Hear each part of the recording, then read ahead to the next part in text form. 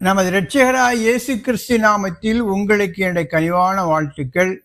என்னுடைய செய்திகளை ரெகுலரா கேட்டு வர்றீங்க, ரொம்ப நன்றி. இந்த செய்திகள் உங்களுக்கு பிடித்திருக்கிறது என்று நீங்கள் கருதினால், உங்களுடைய ஆவிக்குரிய வாழ்க்கைக்கு ஏதாவது ஒரு வகையில் பயனுள்ளதாக இருக்கிறது என்று நீங்கள் கருதினால், இந்த செய்திகளை மற்றவர்களுக்கு அறிமுகம் செய்து வைக்கும்படியாக கேட்டுக்கொள்கிறேன். விசுவாசிகள் நல்ல வசனத்துல வளரணும், சரியான சத்தியங்களை புரிந்து கொள்ளணும், கருகலான சத்தியங்களை எளிதாக புரிந்து கொள்ள வேண்டும் என்கிற ஒரு பாரத்தோடு கூட இந்த செய்திகளை உங்களுக்கு நான் வழங்கி வருகிறேன். இதை மற்றவர்களுக்கு அறிமுகம் செய்து உற்சாகப்படுத்தும்படியாக உங்களை அன்போடு கேட்டுக்கொள்கிறேன்.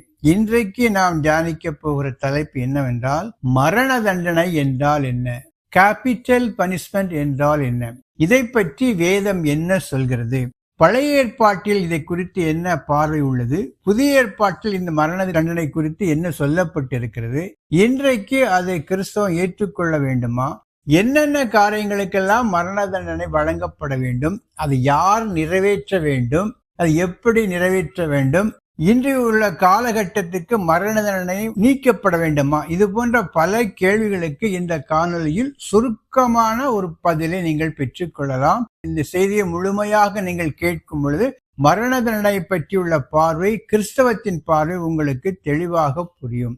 மரண தண்டனை என்றால் என்ன? ஒரு கொடிய பாவத்திற்காக, அந்த கொடிய பாவத்தை செய்தவன் சந்தேகமின்றி அவன்தான் செய்தான் என்று நிரூபிக்கப்படும் பொழுது அவனுடைய உயிரை எடுக்கக்கூடிய ஒரு காரியம்தான் மரண தண்டனை என்று கருதப்படுகிறது. மிகப்பெரிய ஒரு குற்றத்தை செய்திருக்கிறான், அதற்காக அவனுடைய உயிரை எடுத்துக் கொள்ளக்கூடிய ஒரு காரியம்தான் மரண தண்டனை. இந்த கொடிய பாவம் என்ன என்பதை குறித்து பலவிதமான கருத்துக்கள் இருக்கிறது. அது ஒருவனை கொலை செய்கிற காரியமாக இருக்கலாம். இன்றைய காலகட்டத்தில் சொல்ல வேண்டும் என்றால் ராஜ துரோகத்துக்காக கொடுக்கக்கூடிய தண்டனையா இருக்கலாம், கற்பழிப்பு செய்கிற காரியமாக கூட இருக்கலாம், கலவரம், நாட்டிற்கு எதிரான வன்முறைகளில் ஈடுபடக்கூடிய மக்களுக்காக அந்த தண்டனை வழங்கக்கூடிய காரியமா இருக்கலாம் என்று பலவிதமான காரியங்களுக்காக இப்பொழுது மரண தண்டனை நிறைவேற்றப்பட்டு வருகிறது. ஆனால் அது அரிதினும் அரிதான ரேரஸ்ட் ஆஃப் வேர் என்று சொல்லக்கூடிய அந்த நிகழ்வுகளுக்கு மட்டும்தான் இந்த மரண தண்டனை அளிக்கப்படுகிறது. இந்த மரண தண்டனை குறித்து வேதம், அதாவது பழைய ஏற்பாடு என்ன சொல்கிறது என்பதை சுருக்கமாக ஒன்றன் பின் ஒன்றாக பார்க்கலாம். ஒரு மனிதனை கொலை செய்தது ஒரு மிருகமாக இருந்தால் கூட அது தண்டிக்கப்பட வேண்டும் என்பது தேவனுடைய சட்டம். ஆச்சரியமா இருக்குதுல, ஒரு மனிதனை ஒரு மிருகம் தள்ளி கொன்று விட்டது என்றால் அந்த மிருகம் தண்டிக்கப்பட வேண்டும். இதை சொன்னவர் யார் என்றால் கடவுள்.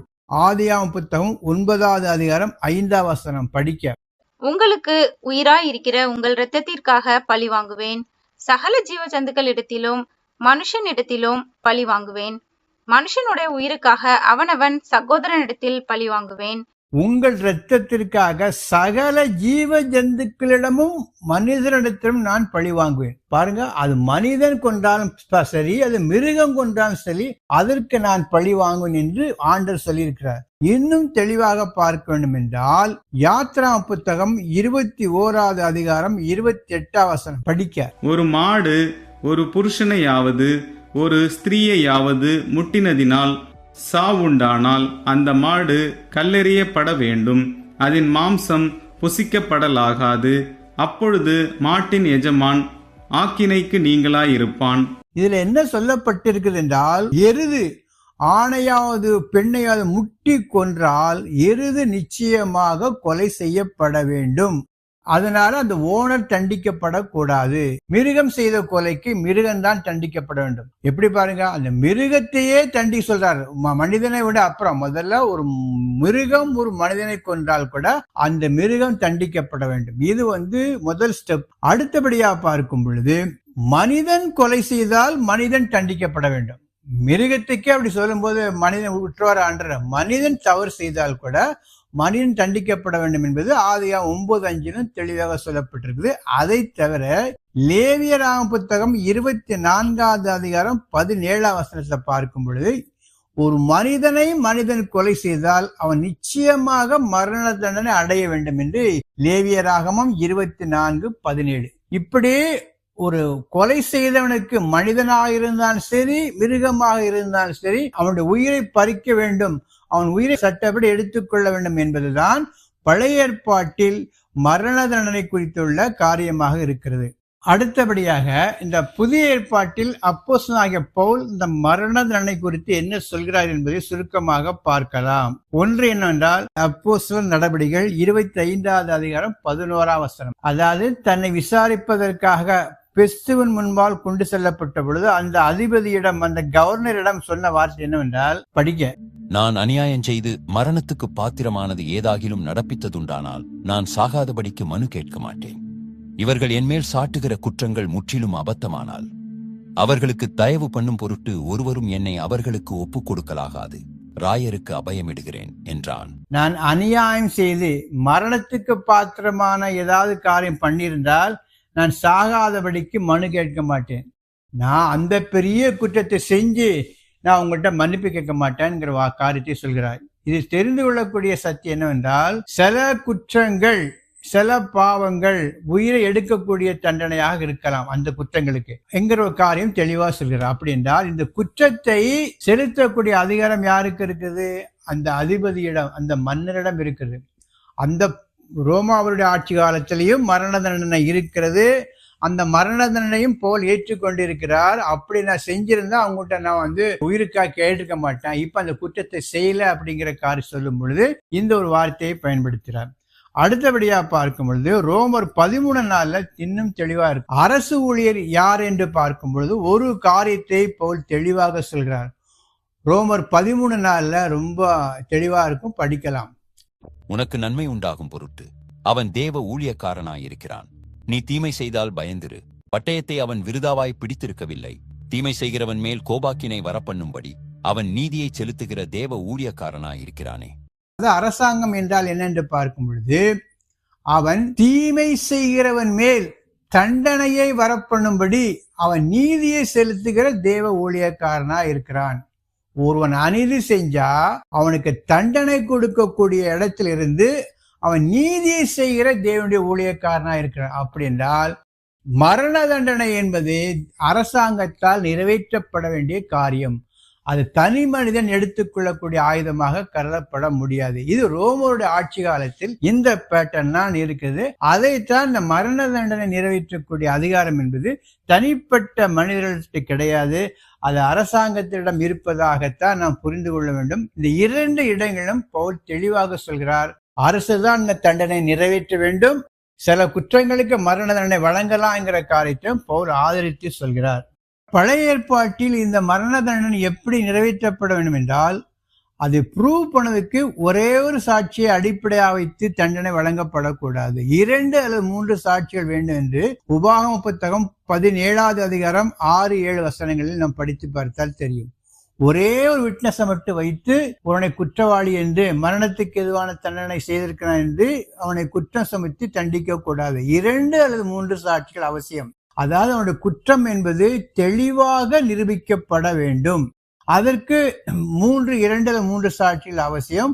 ஒரே சாட்சியை மட்டும் வைத்துக் கொண்டு ஒருவனுக்கு மரண தண்டனை வழங்கக்கூடாது.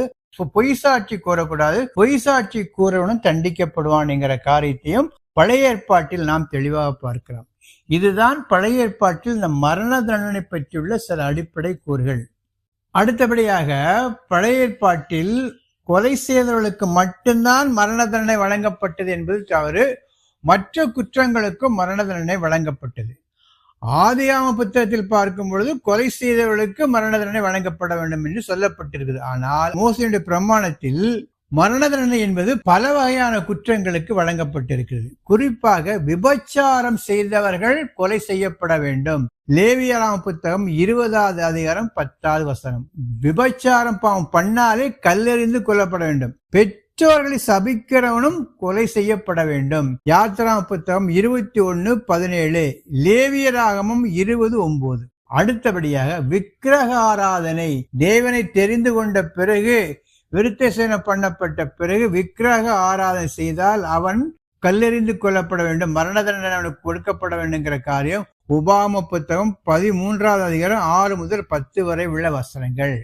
அதற்கு பிறகு பில்லி சூனியம் செய்கிறவர்களும் கொலை செய்யப்பட வேண்டும். யாத்ராகமம் 22:18. அதற்கு பிறகு கிட்னாப்பிங் கடத்தல் செய்பவர்களுக்கும் மரண தண்டனை வழங்கப்பட வேண்டும். யாத்ராகம புத்தகம் 21:16. அதை தவிர பாலியல் பாவங்களுக்கும் தண்டனை உண்டு என்று லேவியராகம புத்தகம் 20வது அதிகாரத்தில் படித்து பார்த்தால் தெரியும். எனவே கொலை குற்றத்துக்கு மட்டும்தான் மரண தண்டனை என்பது பழைய ஏற்பாட்டில் கிடையாது. மோசேயின் காலத்தில் அது மாடிஃபை பண்ணி சில முக்கியமான கொடுங்குற்றங்களுக்கு மரண தண்டனை வழங்கப்பட்டது. அதே பேட்டர்ன் தான் இன்றைக்கும் பல நாடுகளில் கொலை குற்றத்துக்கு மட்டும் மரண தண்டனை வழங்கப்படவில்லை. தேச துரோகம், தேசத்துக்கு விரோதமான கலகம் செய்தல், ராஜ விசுவாசம் இல்லாமல் இன்னொரு நாட்டுக்கு விரோதமாக காட்டி கொடுக்கிற காரியம், இது போன்ற பல கொடிய குற்றங்களுக்கும் கொடிய பாவங்களுக்கும் மரண தண்டனை இன்றும் பல நாடுகளில் வழங்கப்பட்டு வருகிறது. எனவே வெறும் கொலை குற்றத்திற்கான தண்டனையாக மட்டும் மரண தண்டனையை கருதக்கூடாது. இன்னும் பலவிதமான கொடிய குற்றங்களுக்கும் மரண தண்டனை இன்றைக்கும் பலவிதமான நாடுகளில் பின்பற்றி வருகிறது.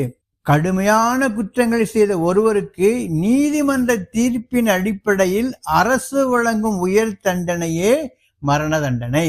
மரண தண்டனை குறித்து கிறிஸ்தவருடைய பார்வை எப்படி இருக்க வேண்டும்? அன்பை போதிக்கின்ற கிறிஸ்தவம் மரண தண்டனையை ஏற்றுக்கொள்ளலாமா? அது சரியாங்கிற பார்வை பலரிடத்தில் காணப்படுகின்றது.